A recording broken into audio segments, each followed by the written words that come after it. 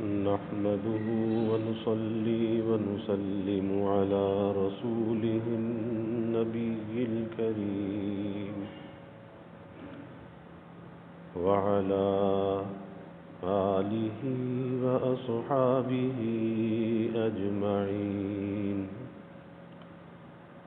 اللهم صل على سيدنا ومولانا محمد وعلى آل سيدنا ومولانا محمد وبارك وسلم صلاة وسلاما كثيرا كثيرا. توفیق الہی اپنے مرشد پاک کی برکت سے عشاء کی اس نشست میں فضائل ایمان کا درس چل رہا ہے. اللہ تعالیٰ اس درس کی برکت سے ہمارے ایمان کی حفاظت فرمائے اور موت تک قبر تک اللہ ہمارے ایمان کو سلامت فرمائے. رسول اللہ صلی اللہ علیہ وسلم کی اس حدیث مبارکہ پر کل بات چل رہی تھی کہ عنقریب لوگوں پر ایک وقت ایسا آئے گا کہ اسلام میں سے صرف اس کا نام باقی رہ جائے گا اور قرآن میں سے صرف اس کے نقوش باقی رہ جائیں گے. ان کی مسجدیں آباد ہوں گی، یعنی بظاہر تو آباد ہوں گی مگر حقیقت میں ہدایت سے خالی ہوں گی. ان کے علماء آسمان کے نیچے مخلوق میں سب سے زیادہ بدتر ہوں گے. انہی سے دین میں فتنہ پیدا ہوگا اور انہی میں لوٹ آئے گا، یعنی انہی پر ظالم مسلط کر دیے جائیں گے. جو گمراہ ہوں گے انہی پر مسلط ہو جائیں گے. دوسری حدیث مبارکہ ہے جس کے راوی حضرت ابو ہریرہ رضی اللہ تعالی عنہ فرماتے ہیں کہ رسول اللہ صلی اللہ علیہ وسلم نے ارشاد فرمایا کہ عنقریب فتنے پیدا ہوں گے. عنقریب فتنے پیدا ہوں گے. ان فتنوں میں بیٹھنے والا کھڑے ہونے والے سے بہتر ہوگا. ان فتنوں میں بیٹھنے والا کھڑے ہونے والوں سے بہتر ہوگا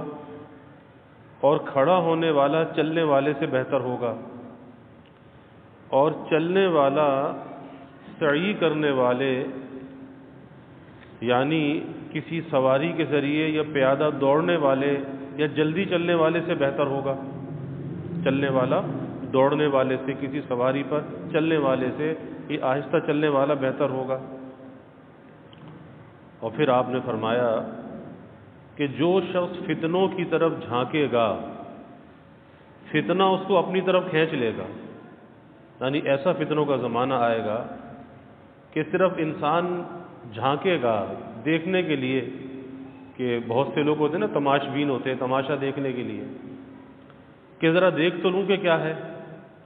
تو فرمایا کہ جو شخص فتنوں کی طرف جھانکے گا فتنہ اس کو اپنی طرف کھینچ لے گا. بس جو شخص ان فتنوں سے نجات کی کوئی جگہ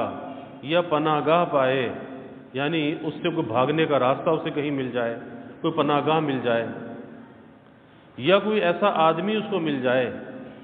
جس کے دامن میں وہ ان فتنوں سے پناہ لے سکتا ہو، تو اس شخص کو چاہیے کہ اس کے ذریعے سے پناہ حاصل کرے. یعنی ایسا فتنوں کا زمانہ آ جائے گا کہ کھڑے ہونے والے سے بیٹھا ہوا بہتر ہوگا اور چلنے والے سے کھڑا ہوا بہتر ہوگا اور تیز چلنے والے سے، سواری پر چلنے والے سے آہستہ چلنے والا بہتر ہوگا. اور اگر کوئی فتنوں کی طرف جھانکے گا تو فتنہ اپنی طرف کھینچ لے گا. اور دوسری روایت میں جو صحیح مسلم کی روایت ہے اس میں آپ صلی اللہ علیہ وسلم نے فرمایا کہ جب کوئی فتنہ ظاہر ہوگا تو اس فتنے میں سونے والا شخص جاگنے والے سے بہتر ہوگا. سونے والا جو بے خبر سو رہا ہے، اس کو فتنے کی پتہ نہیں ہے، تو وہ جاگنے والے سے یعنی اس فتنے کو جاننے والے سے اس سے وہ بہتر ہوگا. اور جاگنے والا شخص کھڑے رہنے والے سے بہتر ہوگا اور اس فتنے میں کھڑا ہونے والا شخص اس فتنے میں سعی و کوشش کرنے والے سے بہتر ہوگا۔ یہاں سعی کا لفظ مشی یعنی چلنے کے معنی میں ہے، مراد اس فتنے میں مدد اور تعاون دینا اور اس کے حق میں سعی اور کوشش کرنا ہے۔ لہذا جو شخص اس فتنے سے بھاگنے کا راستہ یا اس سے پناہ کی جگہ پائے تو اس کو چاہیے کہ وہاں جا کر پناہ حاصل کر لے۔ تو پتہ یہ چلا کہ فتنے اس طرح سے آئیں گے کہ جو شخص جھانکنے کی کوشش کرے گا، صرف دیکھنے کی کوشش کرے گا، وہ فتنہ اسے اپنی طرف کھینچ لے گا۔ اور آج ایسا ہوتا ہے کہ بے پردگی ہے، فحاشی ہے، عریانی ہے، بے حیائی ہے۔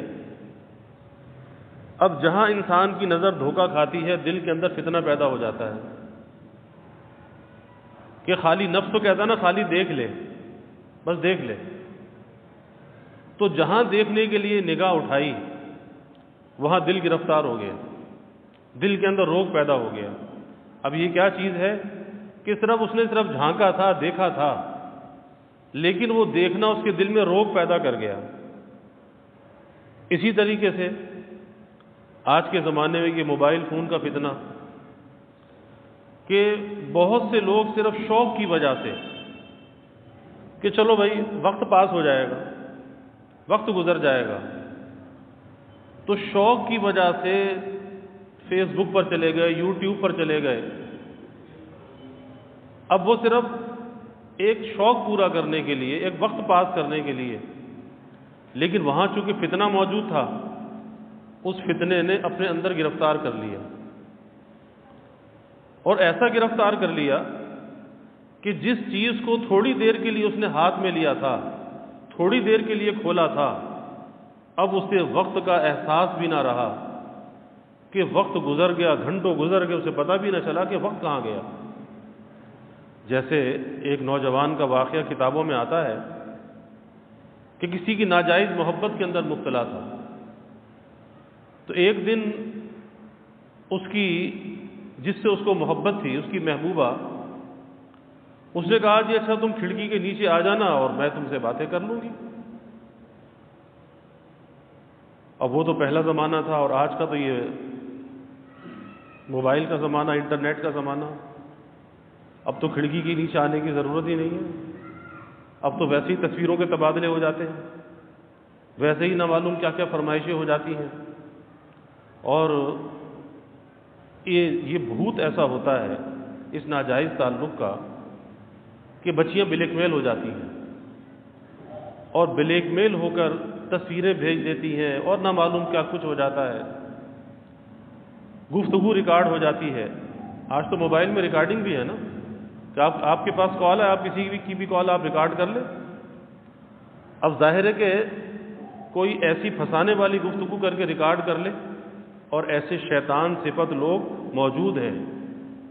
جو یہ کام کرتے ہیں، اور پھر اس کے ذریعے سے بچیوں کو بلیک میل کیا جاتا ہے۔ اب بچی پریشان ہے کہ کیا کرے، ادھر ماں باپ کو بھی نہیں بتاتی، تو یہاں تک نوبت آتی ہے کہ بعض دفعہ بچیوں نے خودکشیاں کر لی ہیں، اپنے آپ کو ختم کر لیا، کہ ایک طرف یہ خیال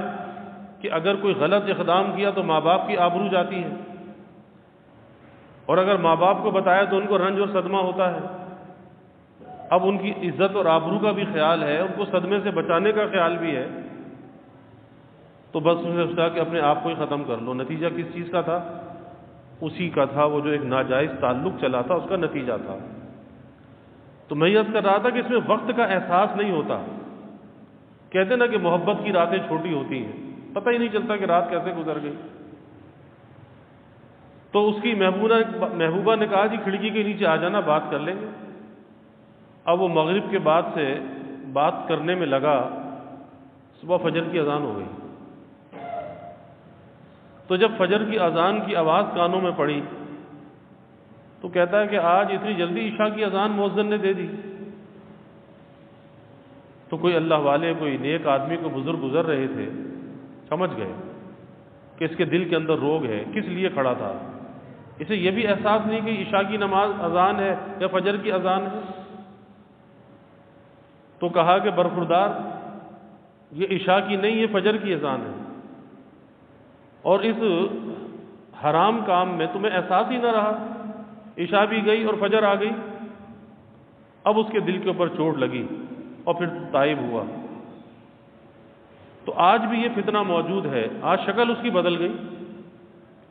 اور اس موبائل فون نے، انٹرنیٹ نے اس بے حیائی اور ناجائز تعلقات کو اس زمانے میں آسان کر دیا۔ پہلے تو بڑا مشکل ہوتا تھا کہ کسی سے بات کرنا، کسی کو میسج کرنا، کسی کو پیغام دینا، کسی کو خط لکھنا بڑا مشکل کام تھا، اور آج اس نے بڑا آسان کر دیا کہ گھر میں پتہ نہیں ماں باپ جو ہیں وہ نوجوان بچے بچیوں کو موبائل دے دیتے ہیں، یہ نہیں دیکھتے کہ اس کا استعمال کیسے ہوگا، کہاں ہوگا، اور پھر جب وہ مصیبت گلے میں پڑ جاتی ہے، اور ایسے ایسے واقعات ہیں کہ والدین سے چھپ کر شادیاں کر لیتے ہیں، اور پھر والدین نے کہا تو والدین کے کہنے پر بھی کر لی، اب شادی کر کے گھر لے آئے بچی کو، لیکن وہ بیوی کا حق ادا نہیں کرتا۔ ایک مدت گزر جاتی ہے کہ بھائی کیا مسئلہ ہے، اولاد نہیں ہو رہی، بچی اس لیے گزارا کرتی ہے، وہ کہتی ہے میرا گھر بنا رہے، میرا گھر بنا رہے، نہ وہ اپنے ماں باپ کو بتاتی ہے، نہ کسی کو بتاتی ہے کہ کہیں میرا گھر نہ بگڑ جائے۔ اور وہاں کیا سلسلہ ہے کہ وہ تو کوئی اور شادی پہلے کر چکا ہے، اور وہی ناجائز تعلق کی بنا پر کر چکا ہے۔ ادھر والدین نے دباؤ دیا تو والدین کو تو بتایا نہیں تھا کہ میں نے شادی کر لی، اب وہ ظالم سے پوچھو کہ کر لی تھی تو بتا دیتا، کسی اور بچی کی زندگی کو کیوں برباد کیا۔ جب 6-8 سال گزر گئے، اب باتیں کھلی، اب وہ بچی تو روتی ہے، کہتی ہے کہ میں نے تو اس لیے اپنا گھر چلایا تھا کہ کل کو میرا گھر خراب نہ ہو جائے۔ آپ اندازہ لگائیے کہ کتنا اس کے اوپر ذہنی دباؤ ہوگا، اور اس طرح سے بچیاں نفسیاتی ہو جاتی ہیں۔ تو یہ ساری چیز ہے۔ یا پھر یہ ہوتا ہے کہ گھر والوں کے کہنے پر گھر کے دباؤ میں شادی کر لی، کہیں پر لڑکی کی یہ کیفیت ہوتی ہے، کہیں پر لڑکے کی یہ کیفیت ہوتی ہے کہ لڑکی کہتی مجھے تو کرنی نہیں تھی، میں نے اپنے ماں باپ کی وجہ سے کر لی۔ ارے بھائی پہلے انکار کیوں نہیں کیا تھا؟ تو ماں باپ کے دباؤ میں کر لی تھی۔ اور کہیں لڑکے کا یہ حال ہوتا ہے، کہتا مجھے تو فلاں جگہ کرنی تھی، میں نے تو ماں باپ کے دباؤ میں کر لی تھی، مجھے تو یہ پسند ہی نہیں ہے، تو پھر اس بچی کی زندگی کیوں برباد کی؟ یہ اس معاشرے کا المیہ ہے، اس معاشرے کے اندر یہ فساد موجود ہے اور بڑھتا چلا جا رہا ہے۔ وہی جو اللہ کے حبیب صلی اللہ علیہ وسلم فرما رہے ہیں کہ جو فتنے کی طرف جھانکے گا، فتنہ اس کو اپنی طرف کھینچ لے گا، ایسا یہ فتنوں کا زمانہ ہے۔ یعنی آپ ہر طرف دیکھ لیں کہ ہر طرف ایک بربادی ہے، تباہی نظر آتی ہے، عجیب منظر نظر آتا ہے کہ آخر کامیابی ہو تو کس طرح سے ہو، اور کامیابی کا راستہ وہی ہے جو اللہ کے حبیب صلی اللہ علیہ وسلم نے بتایا کہ کسی کے دامن میں اگر تمہیں پناہ مل سکتی ہے، بس اس کے دامن میں جا کے چھپ جاؤ، کوئی ایسا شخص مل جائے، کوئی ایسی پناہ گاہ مل جائے، بس اس کے دامن میں جا کر تم پناہ لے لو، لیکن دنیا کے فتنے سے، فساد سے اپنے کو بچا لو، کیونکہ سب سے بڑا نقصان جس چیز کا ہوگا وہ نقصان ایمان کا ہوگا، اور ایمان ہی اگر چلا گیا تو پھر تو ساری متاع لٹ گئی، ساری اساس ختم ہو گئی، پھر باقی پاس کیا بچا؟ کچھ بھی نہ بچا۔ اسی طرح سے آج کے زمانے میں دنیا کی حرص اور ہوس، مال کمانے کی ہوس، اس میں انسان اتنا اندھا ہو جاتا ہے کہ وہ حلال اور حرام کو بھی نہیں سوچتا کہ کہاں سے ملے گا، کیسا ملے گا، یہ لقمہ لینا چاہیے یا نہیں لینا چاہیے، میرے لیے حلال بھی ہے یا نہیں ہے۔ ظاہر ہے کہ حرام کی طرف جائے گا، وہ تو ایک فتنہ ہے، وہ تو ایک فساد ہے، تو بربادی کے راستے کو اختیار کر رہا ہے۔ تو ایسا لقمہ لے کر جا رہا ہے کہ اپنے پیٹ میں ڈالے گا، اپنی اولاد کے پیٹ میں ڈالے گا، اس کا گناہ بھی تو تیرے سر ہوگا کہ حرام کھلایا تھا اپنے گھر والوں کو۔ لیکن وہی بات کہ دنیا کی چمک دمک، دنیا کی مادیت، دنیا میں آگے بڑھنے کا شوق، مسابقت کس چیز کے اندر ہے کہ دنیا میں ہم آگے بڑھ جائیں، کہ ایک پڑوسی کا مکان ایسا ہے تو میرا اس سے اچھا ہو، اس کی گاڑی ایسی ہے تو میرے پاس اس سے اچھی ہو۔ یعنی دنیا کی حرص و ہوس کے اندر انسان اتنا اندھا ہو جاتا ہے کہ نہ وہ رشوت کی پرواہ کرتا، نہ سود کی پرواہ کرتا، نہ وہ حرام کی پرواہ کرتا، بس یہ سوچتا ہے کہ مال آ جائے، چاہے وہ کہیں سے بھی آ جائے۔ یہ کیا ہے؟ مال بھی تو فتنہ ہے۔ اس کو فتنہ قرار دیا کہ مال اور اولاد تو فتنہ ہے، یہ تو ایک آزمائش اور امتحان ہے۔ تو سوچنا چاہیے کہ ہم اس آزمائش اور امتحان میں کتنے کامیاب ہیں، اور جن چیزوں کی طرف ہماری رغبت ہے، جن چیزوں کی طرف ہمارے میلانات ہیں، چاہے وہ مال کی طرف ہے، ناجائز تعلقات کی طرف ہے، یا کسی کی چیز پر قبضہ کر رکھا ہے، کسی کی میراث کو کھا رکھا ہے۔ آج یہ بھی بڑا المیہ ہے کہ باپ مر گیا، بھائیوں نے قبضہ کر لیا، جس کے قبضے میں جو آیا لے کر بیٹھ گیا، اور بیچاری بہنیں، بس بہنوں کی چھٹی، اگر کوئی بات کرے تو کہتا ہے ابا نے شادی تو کرا دی تھی، اور وہ شادی میں دے تو دیا تھا۔ تو بھائی تو ہندو کے ہاں جب کوئی شادی ہوتی ہے تو ہندو اپنی بیٹی کو جو جہیز دیتا ہے، بس اس نے جو دینا ہوتا ہے وہ جہیز میں دے دیتا ہے، اس کے بعد اس کی میراث میں بیٹی کا کوئی حصہ نہیں۔ لیکن اسلام تو کہتا ہے کہ میراث کے اندر حصہ ہے، ہاں جتنا بھائی کا حصہ ہے اس سے آدھا حصہ بہن کا ہے۔ اگر بھائی کے حصے میں 1,00,000 آتا ہے تو بہن کے حصے میں 50,000 آئے گا، لیکن نہیں۔ اور پھر بیچاری بہن بھی کہتی ہے کہ ملنا تو ہے نہیں، بھائی ناراض ہو جائے گا، تو کہتی ہے کہ چلو جی میں نے معاف کر دیا۔ اور بہت سے ایسے مرد بھی ہیں کہ بیوی سے مہر معاف کرا لیتے ہیں، کہتے معاف کر دیں، وہ بیچاری کہتی ہے کہ گزارا تو کرنا ہے، چلو معاف کر دیتی۔ تو شریعت نے ایسے عورت کی معافی کا اعتبار نہیں رکھا کہ بیوی معاف کر دے، بہن معاف کر دے، میراث کو معاف کر دے، یا مہر کو معاف کر دے۔ شریعت کہتی ہے معافی قابل قبول نہیں ہے۔ ہاں تم ایسا کرو، اس کی جو میراث کا حصہ ہے وہ میراث کا حصہ نکال کر اس کے ہاتھ پہ رکھ دو کہ بہن یہ اپنے پاس رکھ، اسے استعمال کر۔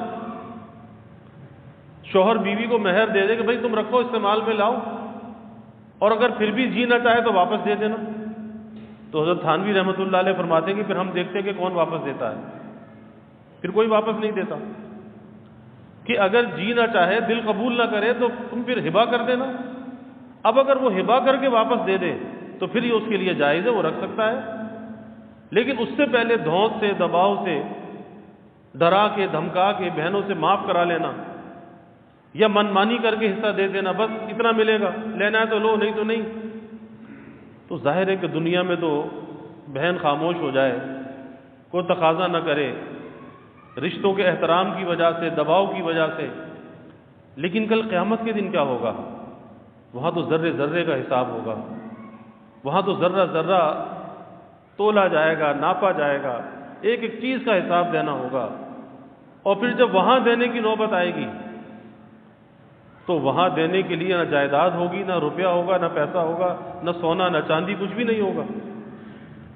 پھر وہاں جو دی جائے گا تو نیکیاں دی جائیں گی، نیکیاں، کہ جو کچھ یہاں سے نیکیاں جمع کر کے لے گیا، اب وہاں پر جب کھڑا ہوگا تو اہل حقوق اپنا مطالبہ لے کر آ جائیں گے، بہن بھی آئے گی، کوئی بھائی بھی آئے گا، کوئی رشتہ دار بھی آئے گا، کوئی اور بھی آ جائے گا، کسی کا حق ضائع کیا ہوگا، اور اللہ کی طرف سے حکم ہوگا کہ اب اس کی نیکیاں اس کو دے دو، نیکیاں بانٹ دو۔ یہاں تک نوبت آئے گی، حدیث میں آتا ہے کہ اس کی نیکیاں ختم ہو جائیں گی، لیکن اہل حقوق پھر بھی باقی ہوں گے۔ یہ جو ہے نا حقوق الناس، جو ہے حق العبد، بندوں کے حقوق، یہ معاملہ بڑا نازک ہے کہ دنیا کے اندر اگر اللہ کا کوئی حق ہے، اس میں کوئی کوتاہی ہو گئی تو قیامت کے دن اللہ کو اختیار ہے، اللہ چاہے سزا دے دے، اللہ چاہے معاف کر دے۔ لیکن اگر بندوں کے حق میں کوتاہی کی ہے تو قیامت کے دن اس کا بدلہ ضرور دلوایا جائے گا۔ وہاں پر اللہ کو بھی اختیار نہیں ہوگا کہ اللہ معاف کر دے، کیونکہ جب تک وہ صاحب حق معاف نہ کرے اس وقت تک معاف نہیں ہوگا۔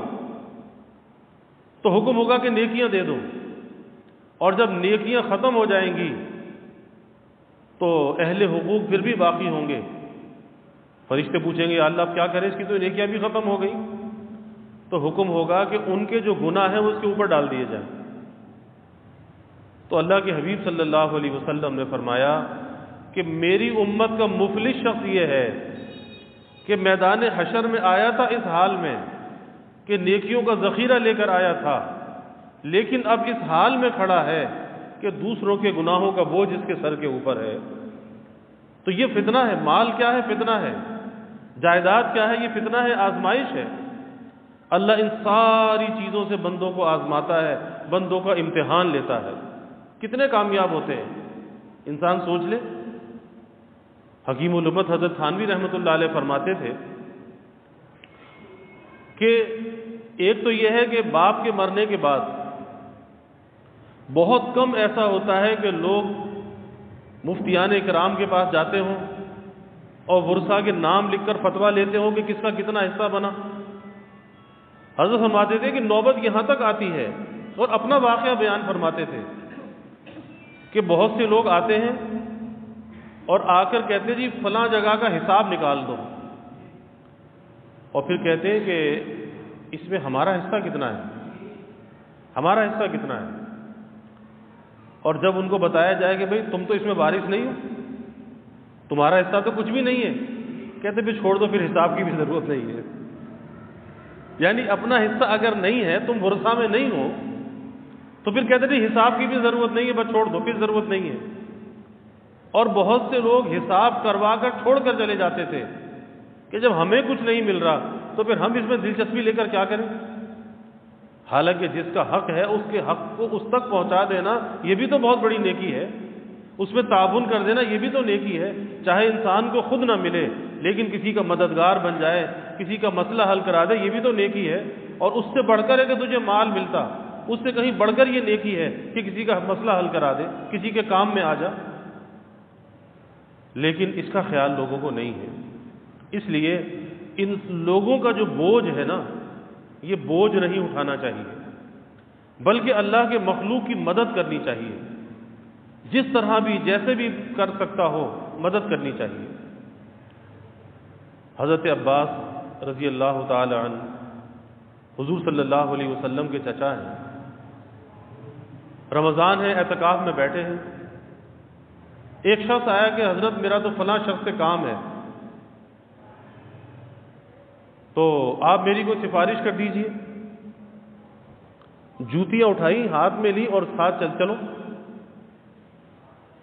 اس نے کہا کہ حضرت آپ تو اعتکاف میں ہیں، آپ باہر کیسے جا رہے ہیں؟ تو کہا کہ حضور صلی اللہ علیہ وسلم کی قبر کی طرف اشارہ کر کے فرمایا کہ میں نے اس قبر والے سے سنا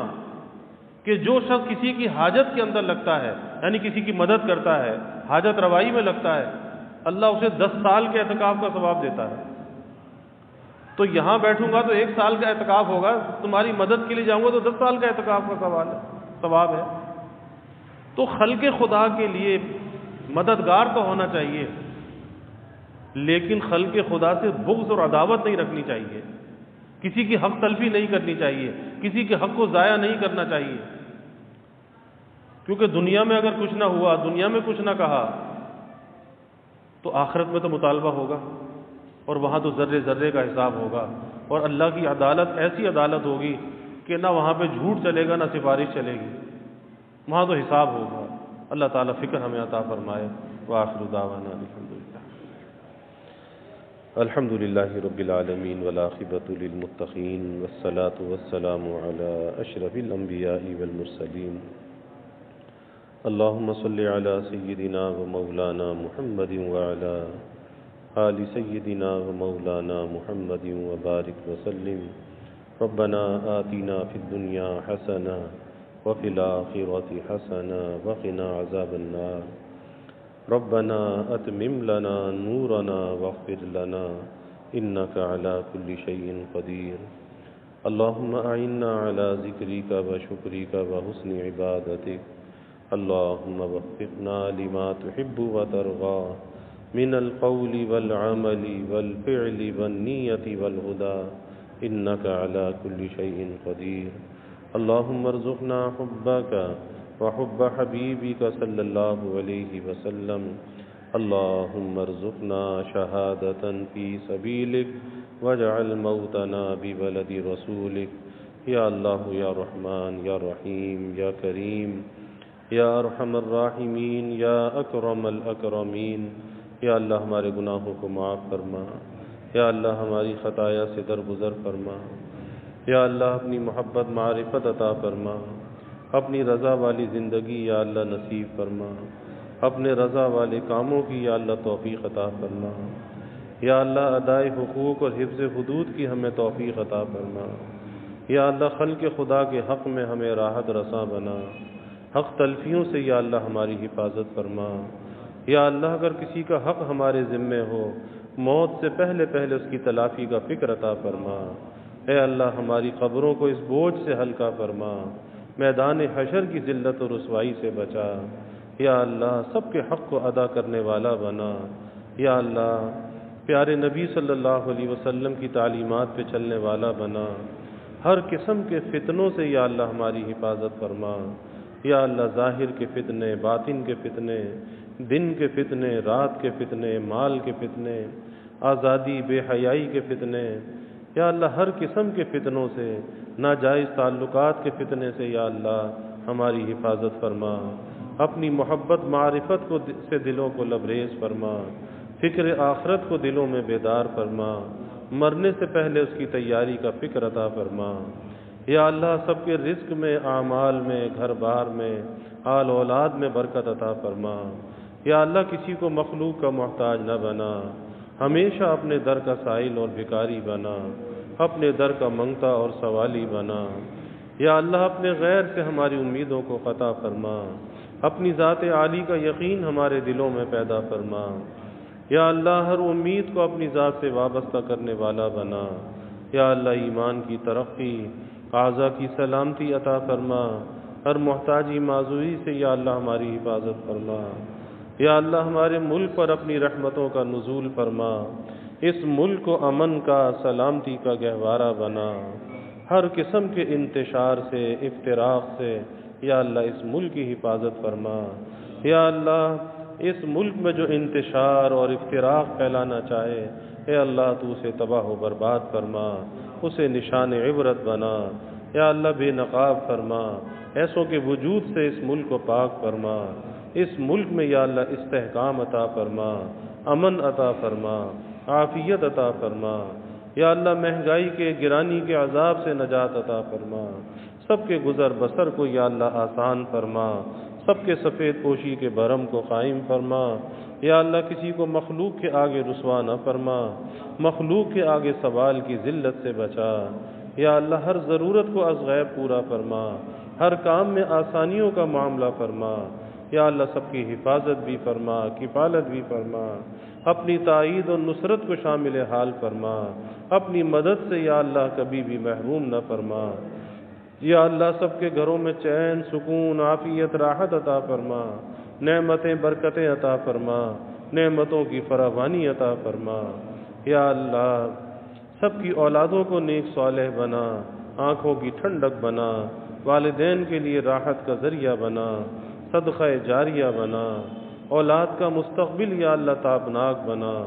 یا اللہ والدین کو اولاد کی خوشیاں دیکھنا نصیب فرما، یا اللہ اپنی رحمتوں کا، برکتوں کا، راحتوں کا نزول فرما، زحمتوں کو دور فرما، یا اللہ ہمیں عافیت دارین عطا فرما، عافیت دائمہ عطا فرما، ربنا تقبل منا انک انت السمیع العلیم وتب علینا انک انت التواب الرحیم وجزا اللہ عنا محمدا صلی اللہ علیہ وسلم ما هو آلہ وصلی اللہ تعالی وسلم علی النبی الکریم آمین برحمتک یا